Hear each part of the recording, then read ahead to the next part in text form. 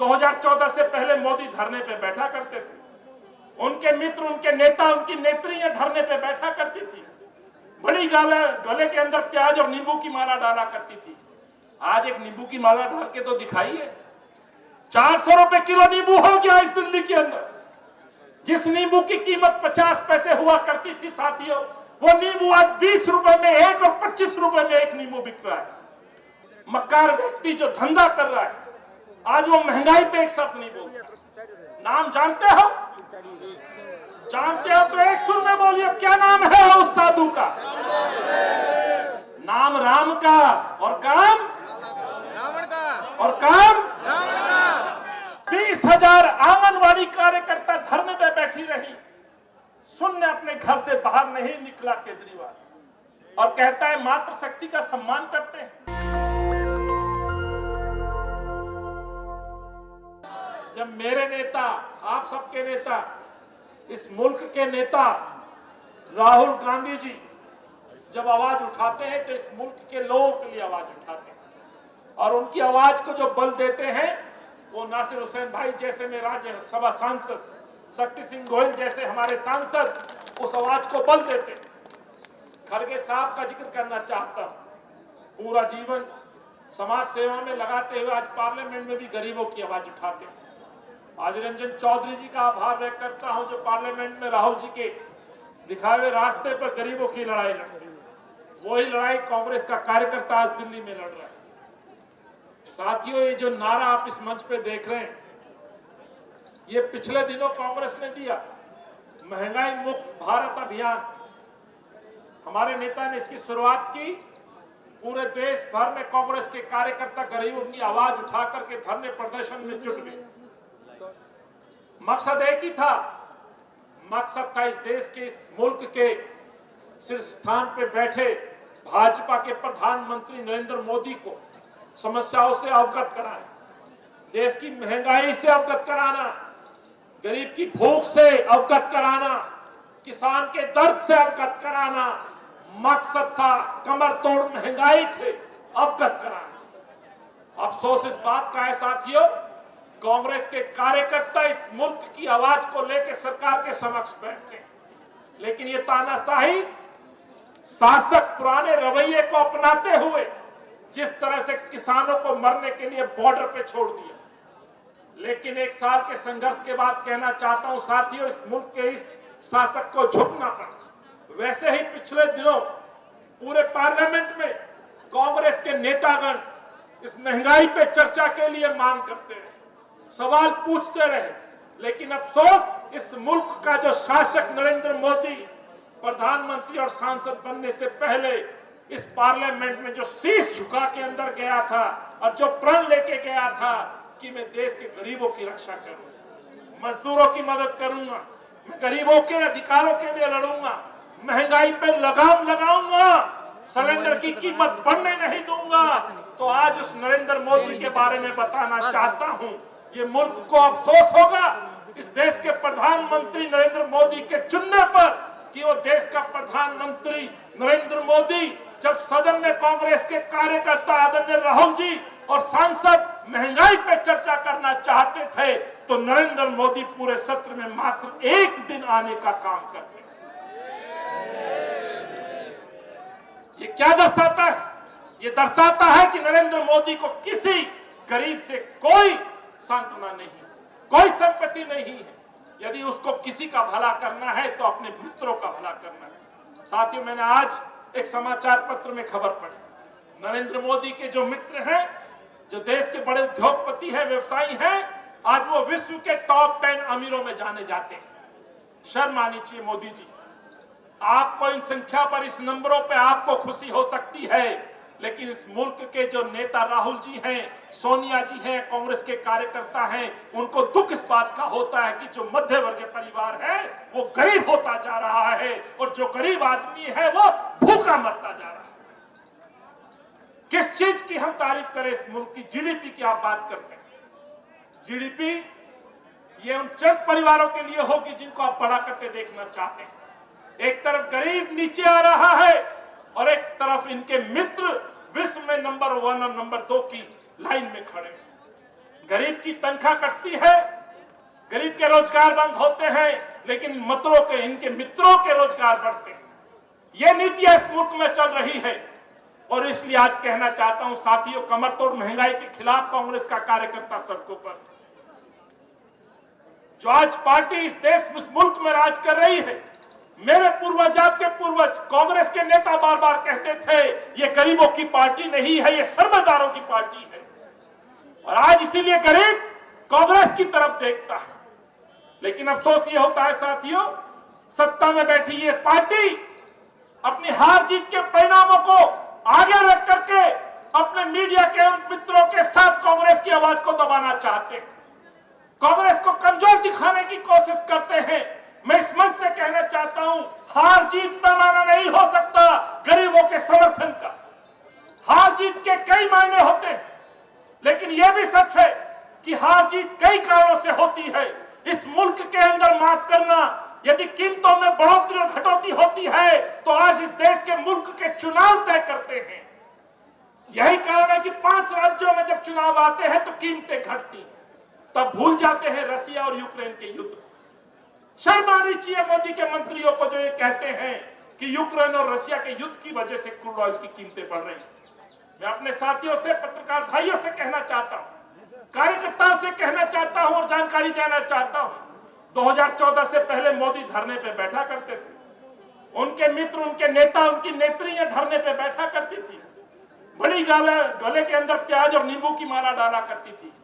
आज एक नींबू की माला डाल के तो दिखाइए। 400 रुपए किलो नींबू हो गया इस दिल्ली के अंदर। जिस नींबू की कीमत 50 पैसे हुआ करती थी साथियों, वो नींबू आज 20 रुपए में एक और 25 रुपए में एक नींबू बिक रहा है। इसीलिए पूछना चाहता हूं, 2014 से पहले धरने पे बैठने वाली इनकी नेता, इनकी नेत्री, चाहे वो स्मृति ईरानी हो या इस क्षेत्र की सांसद, नई दिल्ली पार्लियामेंट से सांसद या वित्त मंत्री, जो आज देश के अंदर बैठी है, आज गरीब की बात क्यों नहीं करती? क्यों चौक चौराहे पे प्रश्न नहीं पूछती? और माफी चाहता हूं, संत की भूमिका में, चेहरे में जो एक मक्कार व्यक्ति जो धंधा कर रहा है, आज वो महंगाई पे एक शब्द नहीं बोलता। नाम जानते हो? जानते हो तो एक सुर में बोलिए, क्या नाम है उस साधु का? नाम राम का, और काम रावण का, और काम रावण का। राम नाम का और काम मोदी का।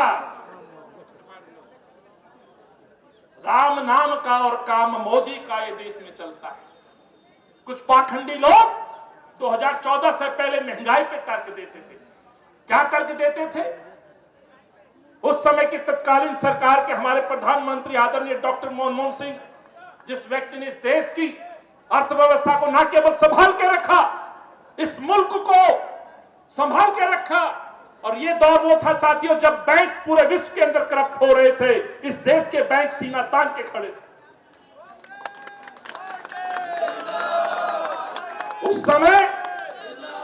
उस समय सरकार से कोई बयान आता था अंतरराष्ट्रीय बाजार के मूल्यों पर, तो यही ढोंगी साधु कहा करते थे, अरे भैया हमें तो दिल्ली और देश के बारे में जानना है।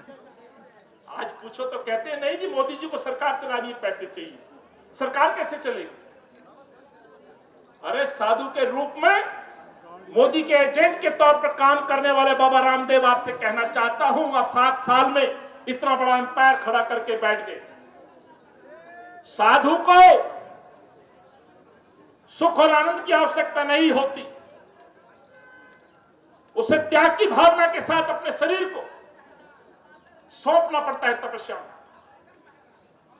इसलिए 2014 के समय जो सवाल पूछने वाले लोग थे, आज अपने बिलों के अंदर छुप के बैठ गए। हिम्मत नहीं है सरकार से प्रश्न पूछने, नहीं तो उसी दिन ईडी और सीबीआई उनके गले तक पहुंच जाएगी। मैं ईडी और सीबीआई पे बात ना करते हुए साथियों की आज विषय महंगाई का है, इसलिए 2014 के समय और 2022 के समय को आपके सामने रखना चाहता हूं। उनके कुछ मंत्री बात करते हैं यूक्रेन रसिया का युद्ध का, तो इस मन से कहना चाहता हूं 2013 और 14 में जो क्रूड ऑयल, कच्चे तेल की जो कीमतें साथियों उस समय हुआ करती थी, डॉक्टर मनमोहन सिंह के समय में जो कीमतें हुआ करती थी, उस समय प्रति बैरल $10 हुआ करता था, 108। और उस समय पेट्रोल डीजल की कीमतें होती थी 65 और 70 रुपए। आज कीमतें क्या है साथियों? 100 के पार। देश में 2020 चल रहा है, लेकिन मोदी जी का 80-80 चल रहा है। रोजाना 80 पैसे बढ़ते हैं। लगातार 10 से 12 दिन के अंदर पेट्रोल 12 रुपए से ज्यादा बढ़ चुका है। डीजल 100 के पार हो चुका है। मेरी बहनें बैठी हैं 41 डिग्री टेम्परेचर में, तो इसलिए बैठी है कि वो जनता का दर्द लेके आई। आज गैस सिलेंडर 950 के पार हो चुका है। एलपीजी, सीएनजी, कोई ऐसा ईंधन नहीं है जिस पे रोजाना मूल्य नहीं बढ़ते। एक दिन सीएनजी को आराम देते हैं तो पीएनजी को बढ़ा देते हैं, पीएनजी कम होती है तो सीएनजी को बढ़ा देते हैं। ये जो तेल की लूट मची है साथियों, जो खेल चल रहा है, जो व्यापार चल रहा है, उसके खिलाफ कांग्रेस के कार्यकर्ता सड़कों पर। लेकिन आज जब हम बात करते हैं और सरकार जब जवाब देती है तो युद्ध को बहाना बनाया जाता है। लेकिन आपको मैं कहना चाहता हूं, गर्व से कहिएगा इस बात को, डॉक्टर मनमोहन सिंह जी और सोनिया जी, राहुल जी के नेतृत्व में यूपीए की सरकार बनी। 10 साल में हमने इस देश को लड़खड़ाते नहीं दिया, लेकिन पिछले 7 सालों में इस देश की जो दुर्गति कराई है साथ, नासिर भाई ने दूसरे देश की तुलना में भी रेट बताई। किस तरह से हमारे जो छोटे, हमसे छोटे मुल्क है, उनमें आज भी पेट्रोल डीजल सस्ता है और देश में रेट बढ़ रहा है। हमारी उस सरकार ने जब इस देश को संभाला तो 750-800 किसानों की आहुति हमने नहीं दी। लोगों को लाइन में नहीं लगाया, महामारी में छोड़ के नहीं गए, ऑक्सीजन के लिए देश नहीं तड़पा। ये पिछले 7 सालों में हुआ है। यदि तेल की भी तुलना कांग्रेस के समय से करो साथियों, तो आज भी क्रूड ऑयल कांग्रेस के समय से सस्ता है अंतरराष्ट्रीय बाजार में, और फिर भी पेट्रोल डीजल के रेट बढ़ रहे हैं। और साथियों, जब पेट्रोल डीजल और ईंधन के रेट बढ़ते हैं तो माफ करिएगा, सबसे पहले ट्रांसपोर्टर परेशान होता है। छोटा हाथी चलाने वाला हो या बड़ा ट्रक चलाने वाला हो, उसके भाड़े के रेट नहीं बढ़ते, मजबूरन उसको रेट बढ़ाने पड़ते हैं। और आज तमाम व्हाट्सएप पे, सोशल मीडिया में, समाचार पत्रों में मेरे टैक्सी ड्राइवर भाई, टैक्सी ओनर भाई परेशान है जनता कि उनको एसी नहीं चलाने देंगे क्योंकि रेट तो बढ़े नहीं। कैसे सड़क पे टैक्सी चलाएं? मजबूरन टैक्सियों को रोक करके उनको अपना विरोध दर्ज करना पड़ रहा है। यह स्थिति हो गई है। और जब ट्रांसपोर्ट के रेट बढ़ते हैं तो साथियों, आटे दाल के भी भाव बढ़ते हैं। जहां मैंने जिक्र नींबू का किया, माफ करना, आज नमक से लेके आटा हो, दाल हो, चीनी हो, हर खाद्य वस्तु के रेट बढ़ चुके हैं। लेकिन सरकार अपने चुनावी परिणाम को रख करके रख देती है और कहती कि सब कुछ ठीक है। इसलिए मैंने कहा, हार जीत कई कारणों से हो सकती है। इस देश में अलग राजनीति चल रही है, बांटने की राजनीति चल रही है। मैं पूर्व नेताओं ने बड़ी अच्छी बात कही थी। दादा डीपी राय जिस तरह से बोल के गए, इस देश के अंदर कुछ नहीं चल रहा। साथ इस मुल्क को बांटने के लिए हिंदू और मुस्लिम और खाने की राजनीति शुरू कर दी गई। इस देश में हर धर्म के लोग अलग अलग चॉइस के अनुरूप, अपनी इच्छा के अनुरूप अपना खाना तय करते हैं। और माफ करिएगा, इस देश में, इस मुल्क में जहां विभिन्न जाति समुदाय के लोग रहते हैं, तो हर प्रदेश का अपना अपना खाना है। 15 लाख राशन कार्ड नासिर भाई आज भी पेंडिंग है। ये सवाल जरूर पूछिएगा। 552 करोड़ रुपए का भारी भरकम बजट मीडिया के भाइयों के लिए उपलब्ध करा दिया जाता है। और मीडिया के मेरे भाई श्रीलंका की महंगाई को तो महंगाई बताते हैं, लेकिन हिंदुस्तान की महंगाई को महंगाई नहीं बताते। ये दुख की बात है, ये दुख की बात है। लोकतंत्र के इस चौथे मजबूत स्तंभ को यह सच दिखाना होगा। ये सवाल पूछना होगा कि 552 करोड़ रुपए एडवर्टाइजमेंट पे खर्च किए जा सकते हैं, तो 15 लाख राशन कार्ड उन गरीब परिवारों पर राशन क्यों नहीं दिया जा सकता? अनिल चौधरी जिंदाबाद। 20,000 आंगनवाड़ी कार्यकर्ता धरने पे बैठी रही। शून्य अपने घर से बाहर नहीं निकला केजरीवाल, और कहता है मातृशक्ति का सम्मान करते हैं, राजनीति बदलने आए हैं। इसलिए मैंने कहा पंजाब में चुनाव जरूर हारे होंगे, लेकिन दिल्ली का सच अलग है साथियों। चुनाव के हार जीत के कारण कई हो सकते हैं, लेकिन दिल्ली का सच अलग है साथियों। आज भी आंगनवाड़ी वर्कर, 20,000 कॉन्ट्रेक्चुअल शिक्षक आज भी इस उम्मीद में है कि हमें पक्का किया जाए। और जो मेरे नेता, कांग्रेस के नेता राहुल जी बात कहते थे कि एक व्यक्ति ढोंग करता है, आज वही ढोंग पंजाब में साबित हो गया। पंजाब में एक शिक्षक को परमानेंट नहीं किया गया, उनका कॉन्ट्रैक्ट आगे बढ़ा दिया गया है, यानी कि कॉन्ट्रैक्ट प्रथा को आगे लागू कर दिया गया। ये दोहरा चरित्र अरविंद केजरीवाल का। सत्येंद्र जैन पकड़ा जाता है, सत्येंद्र जैन पकड़ा जाता है, भाषण देता है, भ्रष्टाचार को हम माफ नहीं करेंगे, गद्दार कहा जाए देश में। अब मैं पूछना चाहता हूं अपने कांग्रेस की इस पंचायत में, क्या सत्येंद्र जैन को अब देशभक्त कहा जाए या गद्दार? ये किसने कहा था? केजरीवाल ने कहा था। उनकी पार्षद रंगे हाथ रिश्वत लेके पकड़ी जाती है, आज भी बाहर नहीं निकाला गया। पंजाब में महात्मा गांधी की तस्वीर हटाने वाला व्यक्ति गुजरात में जाके महात्मा गांधी को दंडवत करता है और बात करता है इस देश में सेकुलरिज्म की, बात करता है आम आदमी की।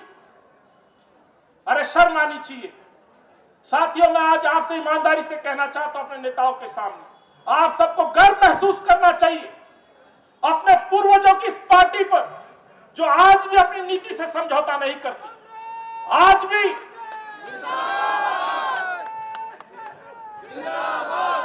इस देश के अंदर विपक्ष के नेता, हमारे नेता राहुल जी, जो बात गुजरात में करते हैं वही बात पंजाब में करते हैं।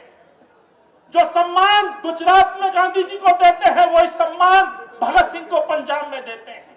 लेकिन वोट की खातिर पंजाब से और दिल्ली से गांधी को उतारोगे और गुजरात में जाके चरखा चलाओगे।